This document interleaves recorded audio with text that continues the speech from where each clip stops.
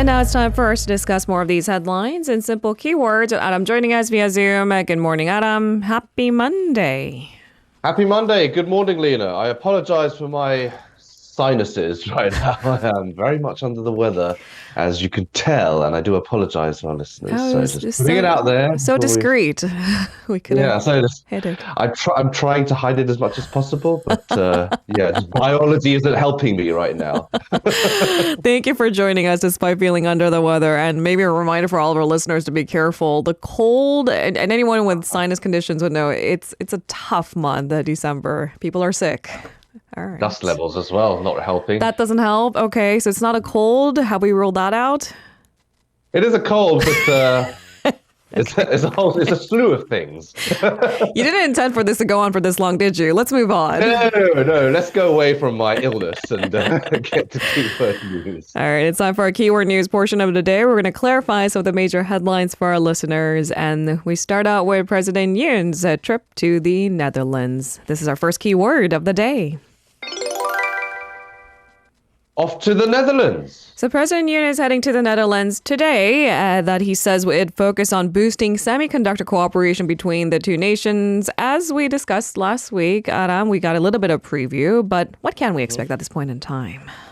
Yeah, so Yoon was actually speaking or wrote to AFP in an exclusive written interview that Korea accounts for about 60% of the world's supply of memory chips. And he noted that the Netherlands is home to ASML, which produces lithography equipment that makes semiconductors. And for years, the two countries have worked together to ensure the stability of global semiconductor supply chains. And he added that as competition between countries and regions intensifies to gain hegemony over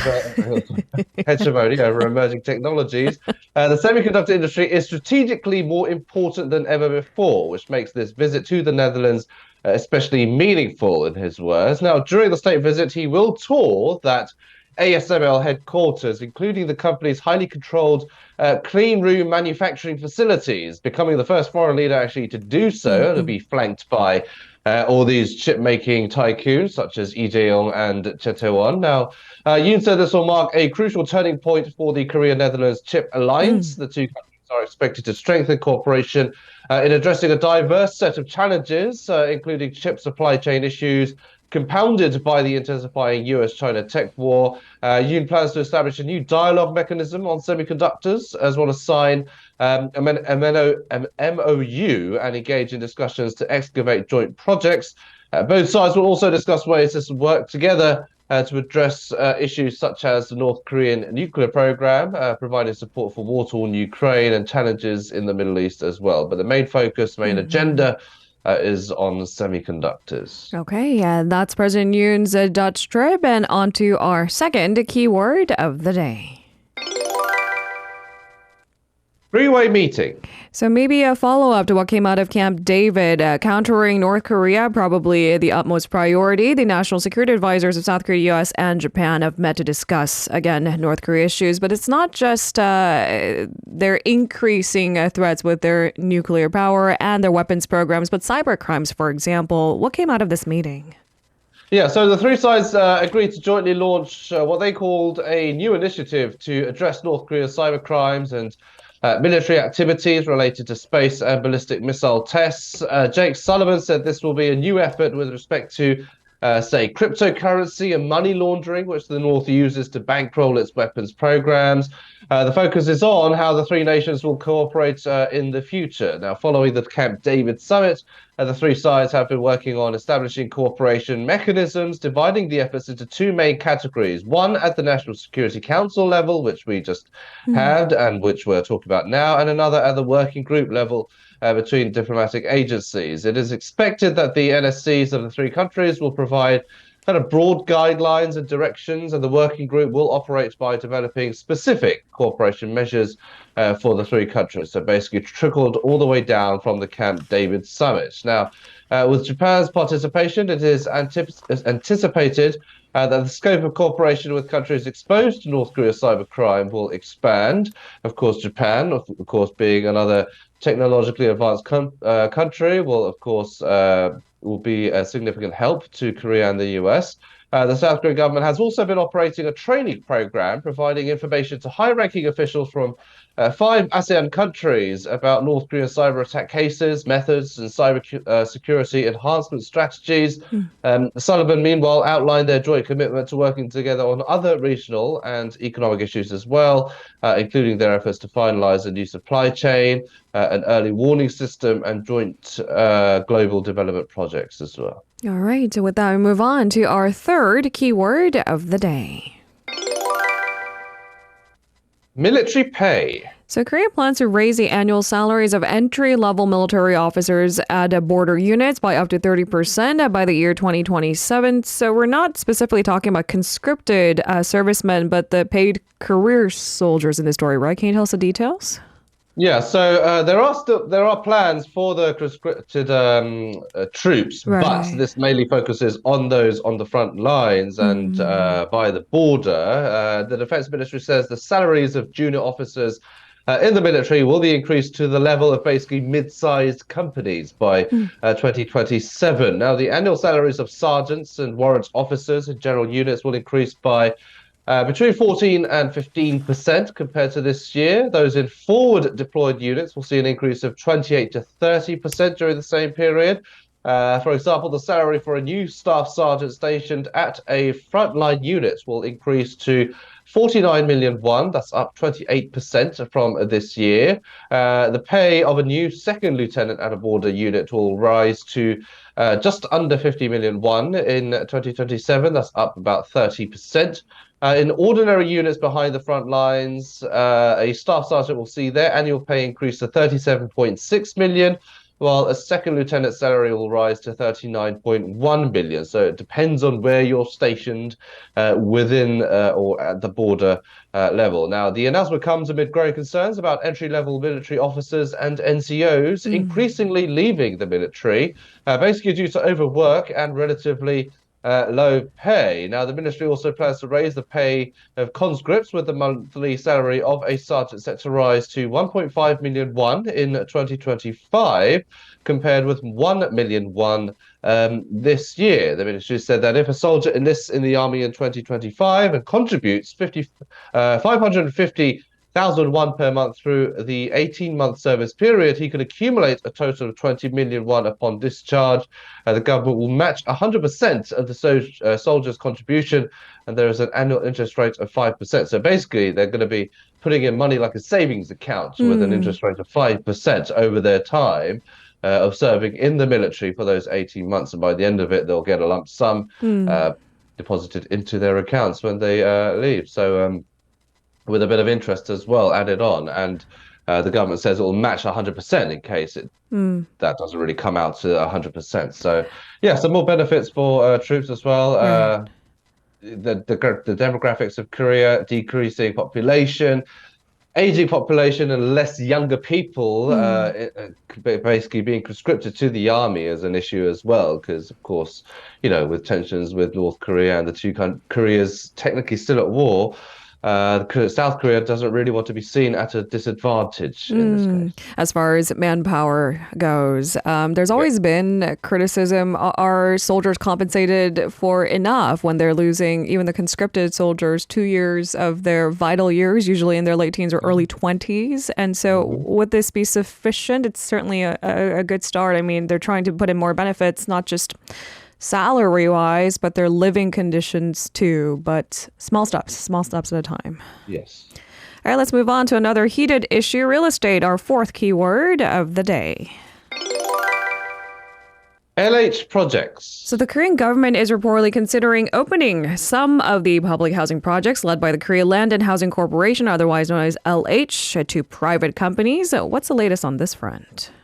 Yeah, so this is basically in response to criticisms and controversies surrounding LH, such as the collapse of an underground parking lot in an LH apartment complex in Incheon back in April, if you remember. The government has been working on reforms and what they've been calling anti-cartel measures. Until now, LH has been the main executor of public housing projects, leading to concerns about a virtual LH monopoly and structural problems.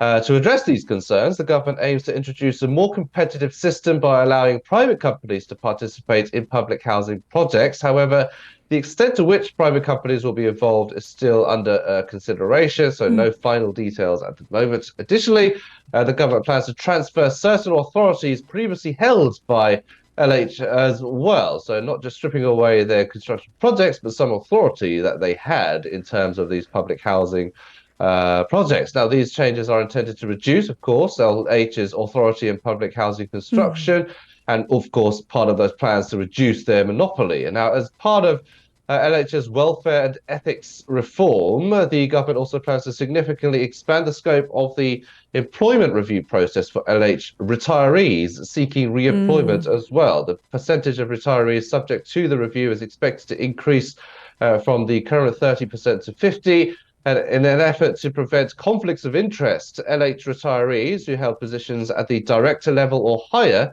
will face restrictions on bidding for public projects for 3 years after retirement if they are employed by a company they were involved with during their tenure at LH. So basically, if they had any involvement in LH, then they won't be allowed to be in that project, new projects anyway. Now, furthermore, the ministry is reportedly exploring measures to allow punitive damages for construction incidents if the case or cause is found to be due to oversight from LH as well. So ever since that before that as well, I mean, it's been known that these public housing projects and apartments and housing haven't really been that great, but it took that kind of collapse and a host of other construction-related kind of discrepancies for people to start realizing that, yes, this might be a problem and that only one company and one state firm is kind of running the show. It needs to be kind of spread out,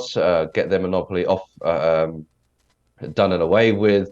So a lot of apartment buildings in Korea as well, they try and a lot of them have the name LH in them, but a lot of them take out the name LH as well to for better avoid that branding. to avoid that negative connotations associated with LH as well. So sometimes they do have some joint projects with private companies as well. Right. So there's often the people mistaking these what they think is private apartments as being, but they're actually LH built. So. Yeah, so there's a host of loopholes that are being taken, but we'll have to see what final measures the government comes up. I mean, it certainly has our attention. It's one thing to try to provide affordable housing for public. That's much needed. We can't completely scrap LH and what it stands for, but faulty construction, that would take a little bit more to rebuild the confidence that was brought down by that recent scandal. All right. Let's move on to our final keyword of the day. Returning interest. So local banks are considering a plan to collectively refund up to 1.5 million won in interest to self-employed individuals and small business owners facing high interest rates next year. So giving a little bit of breathing room. Do banks also want to redo their reputation of kind of just being the villain? Tell us more. They've got a tough road ahead. Because they do benefit from high interest rates, don't they? Right, but they certainly did need a little bit of pressure from the financial authorities in order for them to kind of get some sort of compensation program, if you will, if you want to call it compensation, if want of a better word. Now, this cashback support, I should rather call it, involves 18 banks constituting approximately 10% of their net profits from the previous year, or around 2 trillion won. Now, the first of the collective efforts is set to be a cashback reward scheme for business loans offered at rates at over 5% as of the end of this year. Self-employed individuals and mom and pop shop owners would receive up to 1.5 million won per 100 million won in loans returned next year. Now, real estate lessors, however, with a business loan will not get the benefit. Although the timing and frequency of these payments are still under discussion, there is a leaning toward quarterly payments to continuously ease the interest payment burden. Now, the rate of reduction will be differently applied according to the loan interest rate, those with higher rates getting bigger cuts. while the baseline for the average reduction rate will be set at 1.5 percentage points. The total amount will be distributed through 18 participating banks according to their company size and allocated autonomously to borrowers based on a general guideline. Additionally, there are discussions regarding the potential tax implications and other issues related to the cashback support as well. So this is just a plan for the moment, but there's a lot of logistical hurdles that need to be overcome first before this happens. Thank you very much, Adam, for braving that tough 15 minutes. You're very welcome. I'm now going to collapse. No, I'm joking. See you tomorrow. Hope you feel better. See you tomorrow. Thank you. If you're listening to our program using the podcast service, just a reminder that we do go live Monday through Friday, 7 a.m. Korea Standard Time. So tune in and help us make the show more informative by giving us your input.